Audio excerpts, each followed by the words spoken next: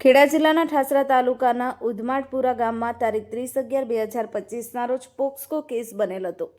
1/12/2025ના રોજ ઠાસરા પોલીસ સ્ટેશનમાં એફઆઈઆર કરવામાં આવી હતી, તે છતાં કોઈ એક્શન લેવામાં આવી ન હતી।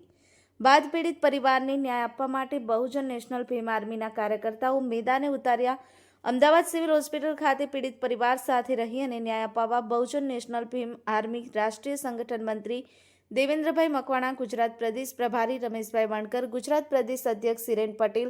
ગુજરાત પ્રદેશ અધ્યક્ષ મહિલા વિંગ કોમલ પરમાર, ખેડા જિલ્લા અધ્યક્ષ કલ્પેશ પરમાર અને સામાજિક કાર્યકર્તા આઈડી સોઢા પરમાર, રાણા જિગ્નેશભાઈ પી સાથે અમદાવાદ સિવિલ હોસ્પિટલ ખાતે પીડિત પરિવાર સાથે ન્યાય માટે ખડે પગે રહી અને ઊભા રહેલ છે અને તારીખ 3/12/2025ના રોજ બહુજન નેશનલ ભીમ આર્મી રાષ્ટ્રીય પ્રવક્તા ચિરાગ પરમાર ઠાસરા પોલીસ સ્ટેશનમાં પીડિત પરિવાર અને મૃત્યુ પામેલ દીકરીને ન્યાય આપવા માટે પોલીસને 4 વાગ્યા સુધીની ચીમકી આપવામાં આવી હતી કે દીકરીને ન્યાય જ્યાં સુધી નહીં મળે અને આરોપીને સજા નહીં થાય તો રાષ્ટ્રીય પ્રવક્તા ચિરાગ પરમાર તેની ટીમ સાથે ઠાસરામાં ચક્કાજામ કરશે અને ઉગ્ર આંદોલન કરશે। આજ તારીખ 4/12/2025ના રોજ દીકરીના અંતિમ સંસ્કારમાં અંતિમ ક્રિયા કરવા બહુજન નેશનલ ભીમ આર્મી રાષ્ટ્રીય પ્રવક્તા ચિરાગ પરમાર પીડિત પરિવાર સાથે રહ્યા।